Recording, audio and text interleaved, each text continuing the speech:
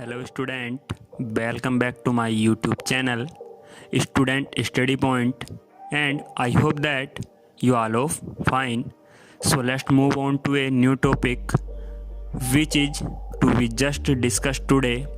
So let's start. Hi students, 11th class से जो हमने इससे पहले वीडियो में आपको सिखाया था कि जो इंटीग्रेशन मेथड के द्वारा हमने क्या कराया था, आपको कलन विधि से क्या कराई थी, आपको गति की समीकरणें करनी सिखाई थी। तो उसी का दूसरा मेथड हमने आपसे बोला भी था कि नेक्स्ट वीडियो में क्या करेंगे, हम जो ग्राफ विधि होती है जो आपने 9 पढ़ चुके होते हैं उसी का दोबारा रिवीजन एक तरह से कराना। ठीक है, तो देखिए आपके सामने ग्राफ बना हुआ है, तो मैंने इसको कुछ लिखा हुआ नहीं, केवल लाइनें खींची थी। तो एक्स एक्स है, वाई एक्स है। ठीक है, तो एक्स एक्स पर हमने क्या किया, समय को ले लिया। ठीक है, और वाई एक्स पर हमने ले लिया क्या, वेग। क्या लिया है, यानी यहाँ लिया है समय। ठीक है, यहाँ लिया हुआ है समय है और यहाँ वेग है। अब क्या करना है, देखिए ऐसे मान के चलिए जो इसके साथ थ्योरी लिखी जानी है वो देखिए मैं बोल रहा हूँ, आप उसी को इस चित्र के द्वारा देखिए मैं बताऊँगा। तो क्या है कि कोई कण जिसका प्रारंभिक वेग क्या है, u है। क्या है, u है। तो u का मतलब ये यहाँ से यहाँ तक का जो वेग है, इसका मतलब ये जो वैल्यू है वो u है। ठीक है, यानी किसी वस्तु का प्रारंभिक वेग u है। ठीक है, और वो क्या करता है, वस्तु क्या है कि एक समान वेग से गति करना प्रारंभ करती है, एक समान वेग से गति करना प्रारंभ करती है, और t समय पश्चात क्या करती है, t समय पश्चात क्या करती है, यानी यहाँ टाइम कितना होगा, 0। तो यहाँ t समय पश्चात यानी यहाँ से यहाँ तक की जो टाइम वैल्यू होगी वो होगी t। तो t समय पश्चात जो वेग प्राप्त हो जाता है उसका हो जाता है v प्राप्त हो जाता है, यानी यहाँ से यहाँ तक की जो वैल्यू हुई वो हो जाती है इसकी v। क्या हो जाती है, v हो जाती है। ठीक है, तो नाम लिख लीजिए, ये यहाँ लिख लीजिए a b c और यहाँ लिख लीजिए d। तो देखिए एक चीज़ यहाँ देख के चलिए आप कि जो OA है वो DB के बराबर है, BD के बराबर है। ठीक है, ये चीज़ आप समझ लीजिएगा। और जो OD है वो AB के बराबर है। ठीक है, इतना क्लियर हुआ। तो ये तो आप ग्राफ, ये तो केवल ग्राफ है, अगर आप ग्राफ बनाएंगे तो उससे क्लियर हो जाता है कि ये दोनों रेखाएं समांतर है। तो ये वाला पार्ट और ये वाला पार्ट इक्वल होंगे, और ये वाला पार्ट और ये वाला पार्ट इक्वल होंगे। ठीक है, तो देखिए कुछ वैल्यू है जो मैं आपको बताना चाहता हूँ कि कितनी होगी। तो इसका मतलब यहाँ से यहाँ तक की वैल्यू भी कितनी हो गई, t हो गई। ठीक है, ये जो वैल्यू है BC, जो BC है वो कितनी हुई हमारे पास, यहाँ से यहाँ तक b है, इतना पार्ट है। तो ये वाला जो पार्ट बचा वो बचा v माइनस u। कितना बचा है, v माइनस u बचा हुआ है। अब देखिए अगर मैं मान के चलूँ कि अगर देखिए मैं इस रेखा को पीछे बढ़ाऊंगा यहाँ, तो जो इस रेखा के साथ एंगल बनेगा वही यहाँ एंगल बनेगा। क्यों, इस तरीके से देखिए चलिए आप, ये दो समांतर रेखाएं हैं, एक रेखा यहाँ खींची, ये थीटा कोण बना हुआ है।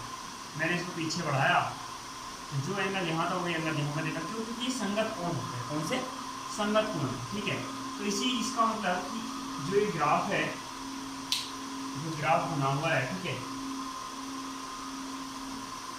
ये जो ग्राफ है, ये वाला जो एंगल क्रिएट होगा, ये एक्स एक्स के साथ जो झुकाव है, यानी जो ग्राफ है आप कह सकते हैं VT जो ग्राफ है, DC जो लाइन खींची हुई है ये रिप्रेजेंट हो रहा है, और एंगल क्रिएट हो रहा है थीटा। यानी एक्स एक्स के साथ जो इसका कोण है वो कितना है, थीटा बना हुआ है। क्या बना हुआ है, थीटा बना हुआ है। ठीक है, तो देखिए बात करते हैं आगे। तो हमें ग्राफिकल जो विधि है उसके जरिए क्या करनी है, गति के तीनों समीकरण प्रूव करने। तो फर्स्ट समीकरण के लिए क्या करना है, उससे पहले मैं आपको थोड़ी सी थ्योरी बता देता हूँ, आपको वो लिखनी होगी। तो ऐसा लिखना है कि जब हम एक्स अक्ष पर समय तथा वाई अक्ष पर वेग को लेकर ग्राफ खींचते हैं, ठीक है, तो हमें चित्रानुसार किसी वस्तु के लिए ग्राफ प्राप्त होता है जहाँ वस्तु माना प्रारंभिक u से गतिमान है और वह t समय में एक समान वेग से गतिमान या एक समान त्वरण से त्वरित होकर t समय में v वेग प्राप्त कर लेती है।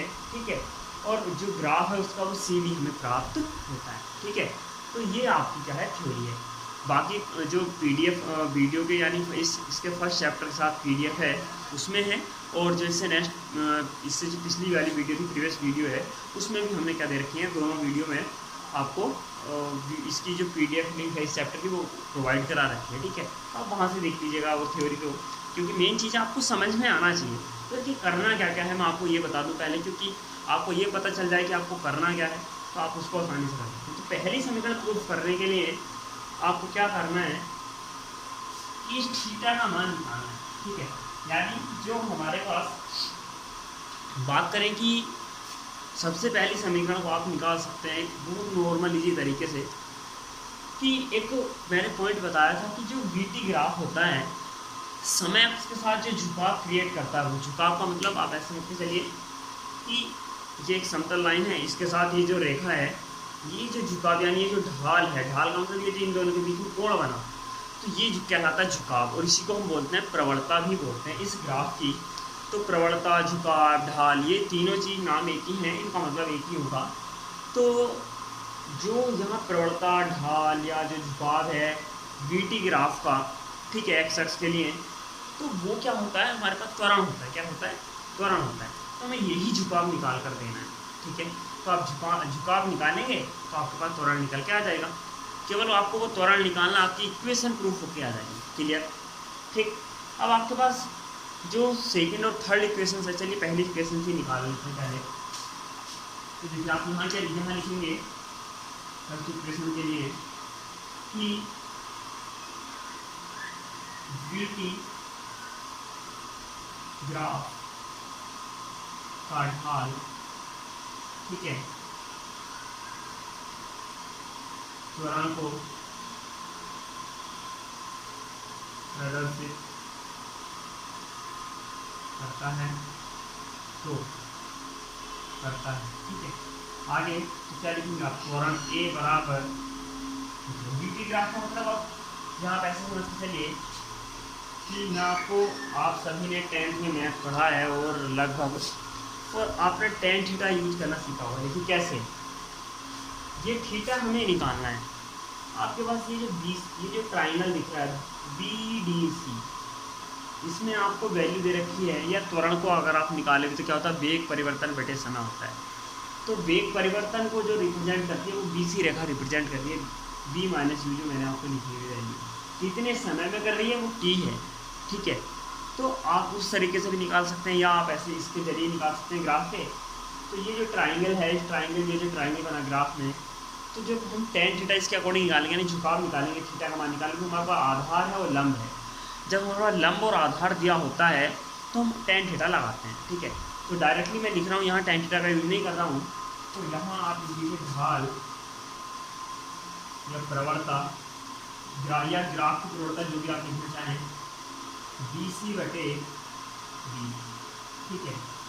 ये आ जाएगा, प्रवणता को रिप्रेजेंट करेंगे A से, क्योंकि प्रवणता को मैंने क्या बोला, प्रवणता जो डिनोट करती है करती है A, B माइनस मान है और नीचे वाले का मान है, BD का मतलब है T माइनस 0, या डायरेक्टली आप T लिख लीजिए, ठीक है।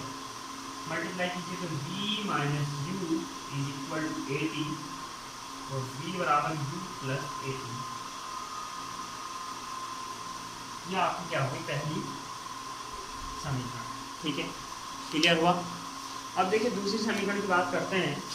तो दूसरी समीकरण में आप एक चीज़ ध्यान रखिएगा, अब हमारे पास यहाँ से दो समीकरणें प्रूफ और करनी है, और यहाँ आपको दो, ये जो आकृति दिख रही है, ठीक है, ये आकृति आपको दो तरह की दिख रही होगी। देखिए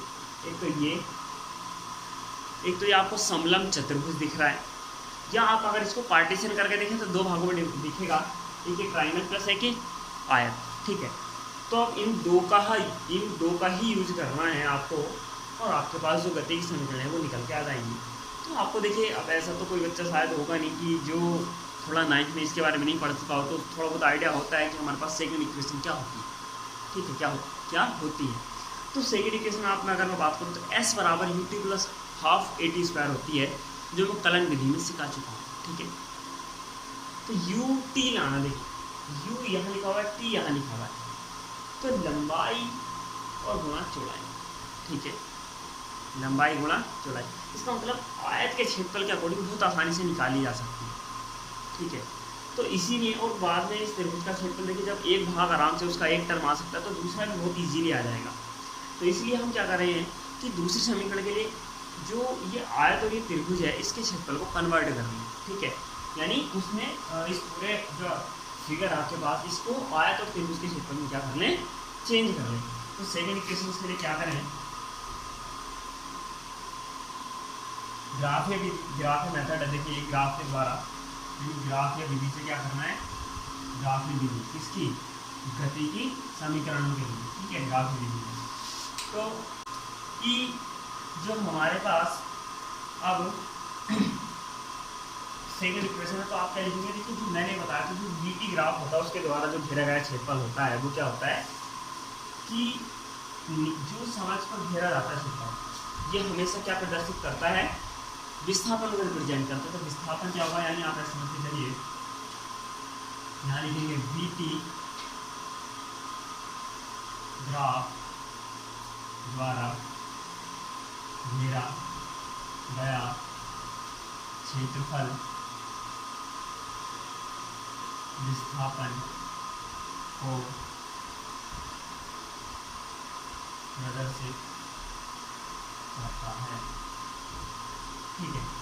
तो क्या लिखेंगे आप, विस्थापन, यानी आप पूरी यहाँ विस्थापन के लिए डायरेक्ट लिख लीजिए, तो विस्थापन बराबर क्या होगा, एरिया ऑफ चतुर्भुज, यानी आयत, आप क्योंकि आयत क्या होता है, एक तरह का चतुर्भुज होता है, चतुर्भुज O A B D plus area of triangle B C D, ठीक है। तो एस बराबर इसका जो एरिया निकालेंगे आपको आ जाएगा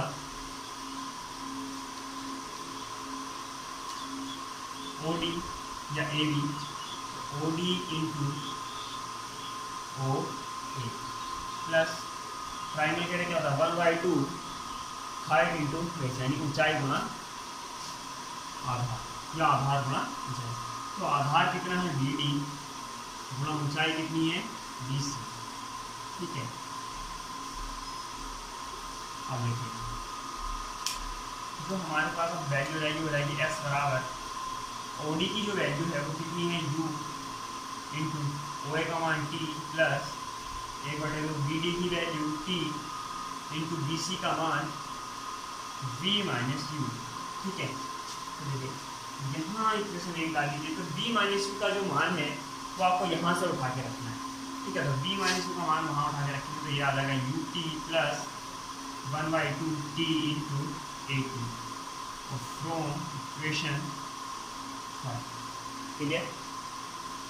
तो s बराबर u t plus 1/2 a t, ये आपकी गति की दूसरी समीकरण होगी, ठीक है, ग्राफ में।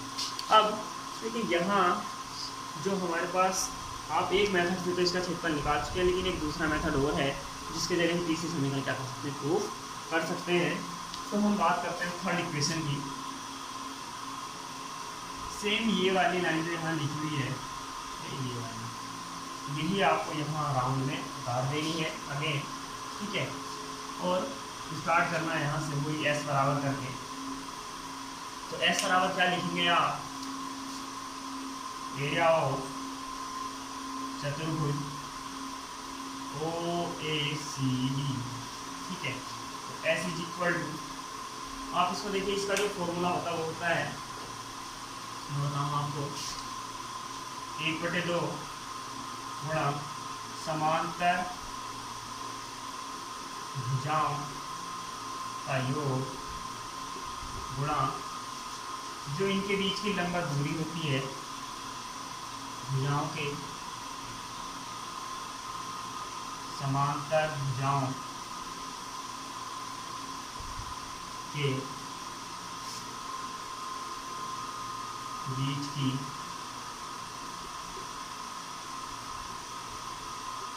लंबवत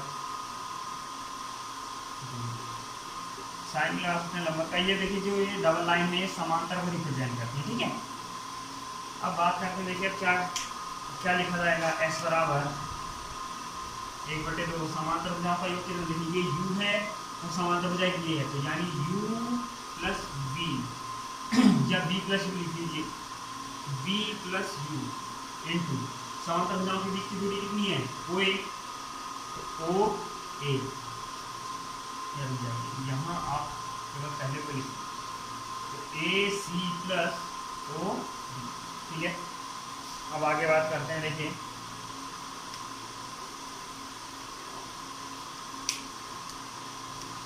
एस बराबर आ जाएगा 1/2 v plus u into O A का मान, ठीक है। अब हमारे पास देखिए यहाँ से अगर इस t का मान निकाल लें, यहाँ ये जो समीकरण है इसको यहाँ चलिए यहाँ थोड़ा चेंज कर लीजिए, इसको समीकरण 1 मान लीजिए, इसको 2 मान लीजिए, तो यहाँ आप वैल्यू रख लीजिए इक्वेशन 2 से, ठीक है। अब क्या करते हैं, देखिए यहाँ जो t की वैल्यू है आप यहाँ से समीकरण 1 से निकालें तो याद आएगा v माइनस यू, चलिए वहाँ ही निकाल के दिखा देते हैं। तो s बराबर 1/2 v plus u into v minus u upon a, क्योंकि यहाँ लिख लीजिए t is equal to v minus u upon